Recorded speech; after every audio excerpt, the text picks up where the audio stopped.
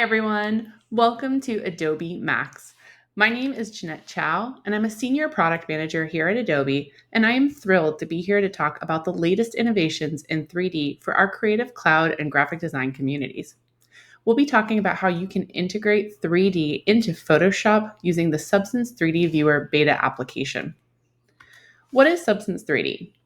Adobe has a long history of working with 3D, and that includes Substance 3D, which is our collection of 3D tools, services, and content. Substance 3D has been around for a long time, with over a decade of history in the game, film, and VFX industries in particular, and it has built a really long, lasting legacy around visual quality and technical excellence. There's multiple awards won by the Substance 3D tools and applications, including technical Oscars and Emmys. So Substance is known for letting artists create the impossible. It is a very powerful tool set that lets you do anything you can imagine. It's also rapidly growing in the manufacturing industries, including fashion, apparel, packaging, and industrial design. And why is that? It's because 3D is extremely powerful, but these tools can be complicated to learn. So we're really excited to introduce Substance 3D Viewer. Now, this is a new beta desktop application which is streamlined, powerful, and performant. It's a workspace-based UI that focuses on tasks without as much complexity. It allows you to open and view 3D files with ease, capture snapshots with true-to-life shadows, reflections, and transparency so you get high-quality, photorealistic results. And it's integrated with Photoshop, so you can create smart object layers for composing, compositing, and designing with an iterative connection. This is extremely powerful. It's bringing all of that quality and rich 3D content into an easy-to-use experience directly integrated with your Creative Cloud apps like Photoshop. Let's go ahead and start taking a look. So in this session, we'll take a deeper look. We're going to go ahead and create a Photoshop design here for some and a little bit of a space advertisement. We'll be using, I have to say space like that, Substance 3D Viewer, desktop application, and the Photoshop plugin. So we'll learn how to add a model into our Photoshop design, how to work with those smart objects to create edits in Viewer, how to adjust the composition of both the 3D and 2D elements together, how to adjust appearances of objects with material changes, how to adjust the lighting, shadows, and reflections, and then we'll explore a couple of generative features that are also available inside of Viewer. Let's go ahead and get started. The first thing that you'll need is the actual application. So come over to the Creative Cloud desktop application and look for the beta category of tools.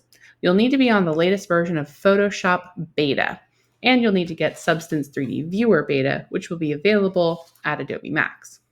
Once you have those, we can go ahead and launch Photoshop Beta.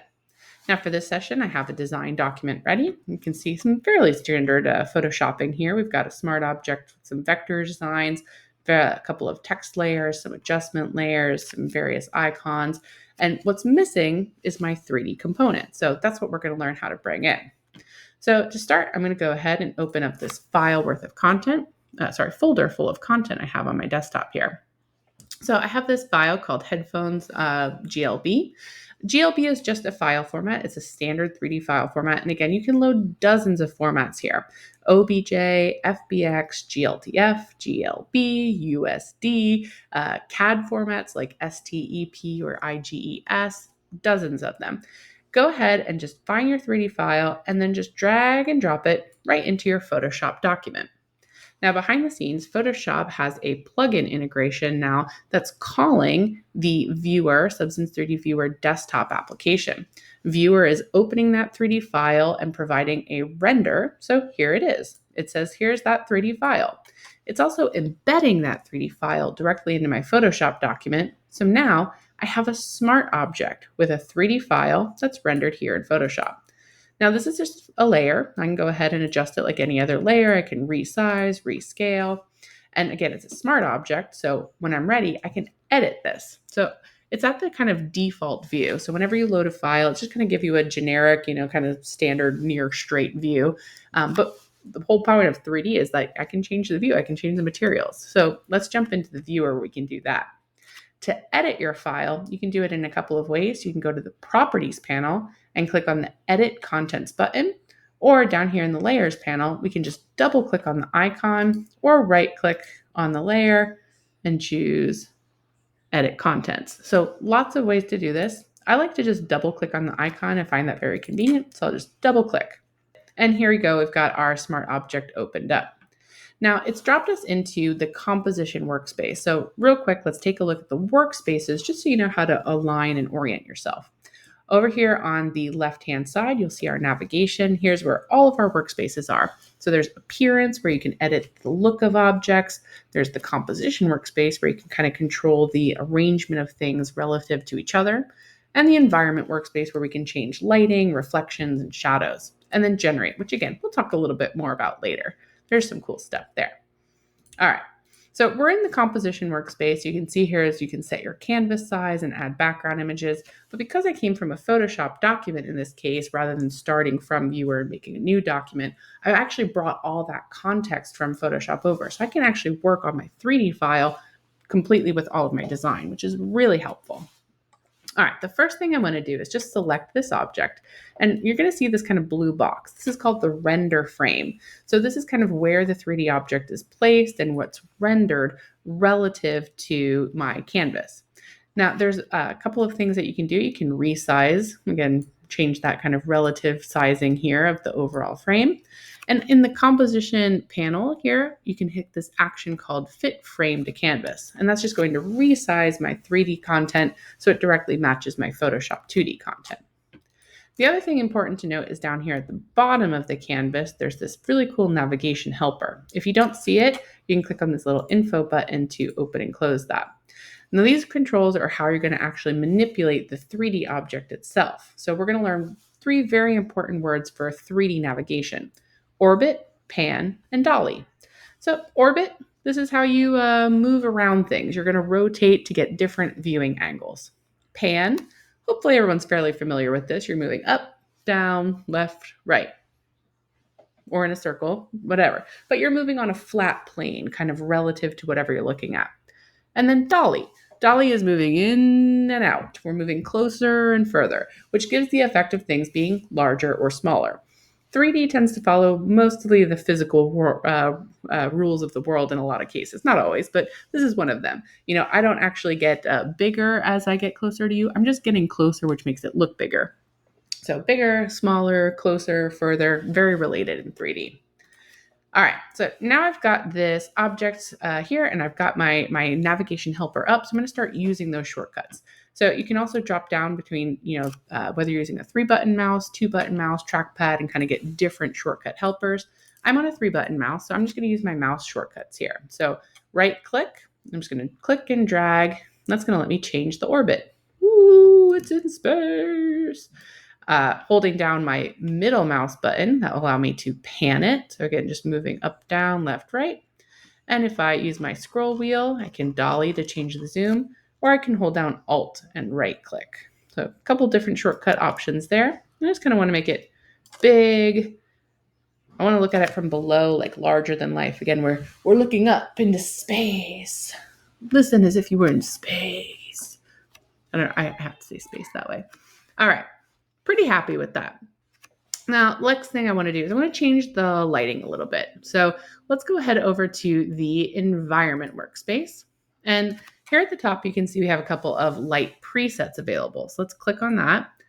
We have a studio light, exterior light, atelier light. That's kind of a warehouse or open space. So what's happening here as I click on these? These are what we call image-based lights. They're spherical panoramic images that are kind of, you can think of it like a big ball. It's like a big ball. Or think about it like yourself. If you were looking around the world, but the world was a flat picture, you're always living kind of in the center of this big sphere. So it's like somebody captured a picture of the world, and all of that is shining and reflecting in at you. So that's exactly what an IBL is. It's an image-based light. These are lighting presets that you can use to quickly add different lighting effects. And you can load any of your own EXR, IBL, lots of different images supported. So I really like this Atelier one. It just has these hints of warm and cool lighting that I think really bring it out. So I'll go ahead and close that presets. I want to go ahead and adjust the brightness. Just bring that up a little bit. And then I can change the rotation. Ooh.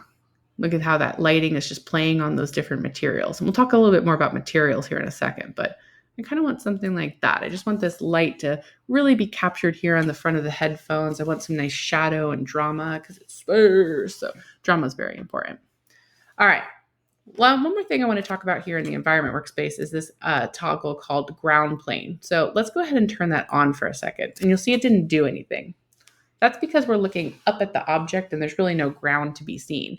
But if I just right click and scroll, so I'm moving down, what you can see is I have these shadows being caught. So let me turn that off and on, off and on. All right, the ground plane is kind of like this invisible imaginary floor that's underneath your objects. And that can be really cool also for having like kind of the object sitting on a surface, casting shadows and reflections there. Now, because mine's floating in space, I don't really need this. I can turn it back off, just kind of have them floating. But that is a really, really powerful tool. Lots of times you just want to show a product kind of showing, on a background with some basic shadows on the ground. So very, very helpful. All right, last thing I want to do here is I want to start playing with some of the color. So let's go ahead over to the Appearance tab. Now, here you can see all of the materials that are in your scene. So what is a material, first off? Like, let's just take a step there. Materials. It's a weird word, but we know all the materials around us, right? I'm on a table. It's made out of wood. I'm working on a keyboard that's made out of plastic and the rubber for the wire. My clothing is fabric. My skin is skin. Skin is a material. My hair is hair. Hair is a material. So material is kind of like an appearance capsule. It's an object that captures all of the details of how a surface should look. Is it, what color is it? Is it rough or smooth? Is it metallic or non-metallic? Is it sheeny like fabric?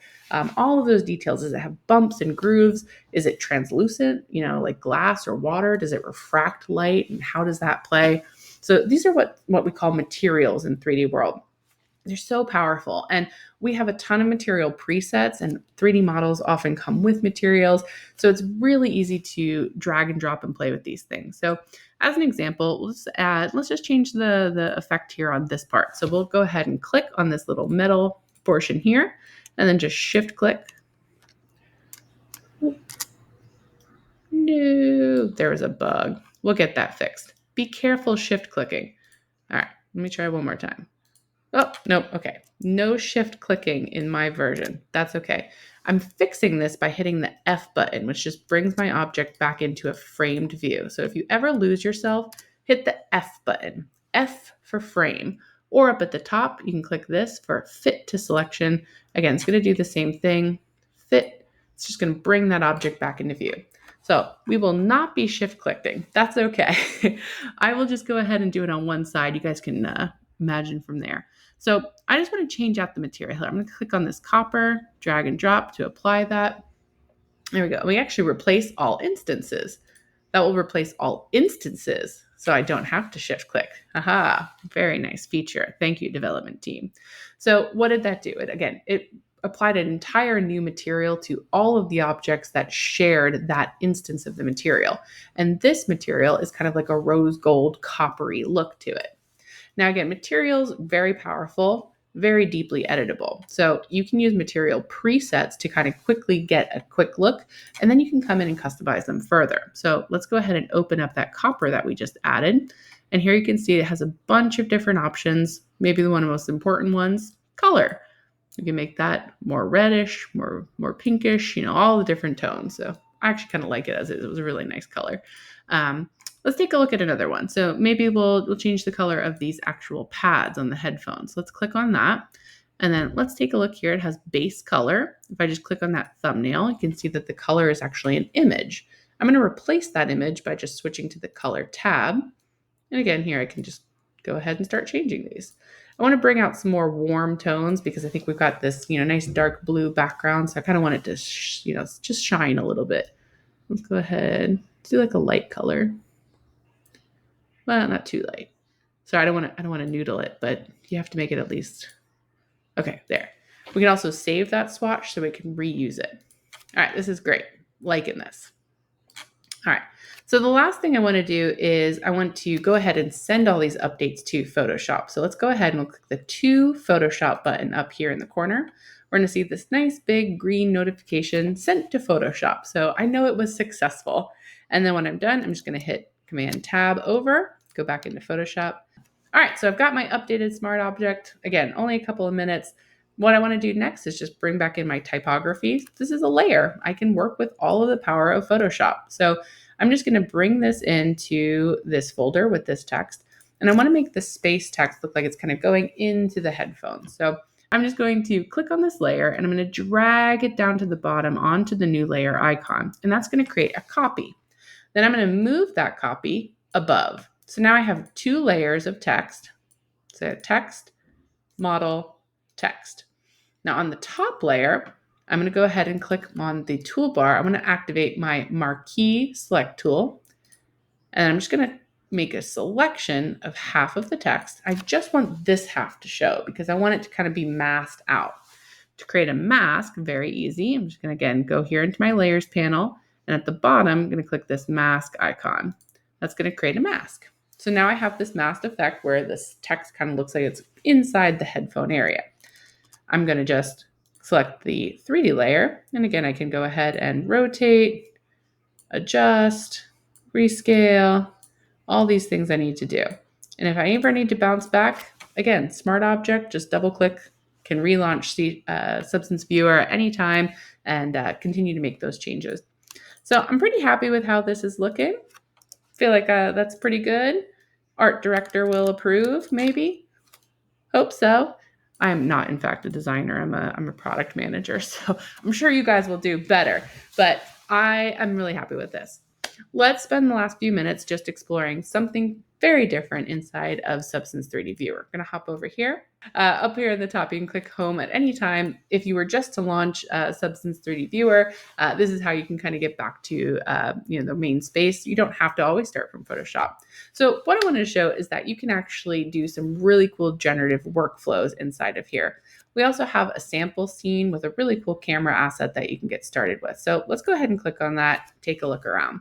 So if you don't have any 3D models of your own, I definitely encourage you just give this a spin. It's got some of the basics for you to get started with, and you can take a minute to get familiar with all of the different 3D navigation components, start exploring the workspaces, and there we go. Okay, we've got this beautiful camera asset here. Again, this is just a sample scene. Another thing that you can explore here I didn't show before is that we actually have two modes. There's canvas and the 3D mode.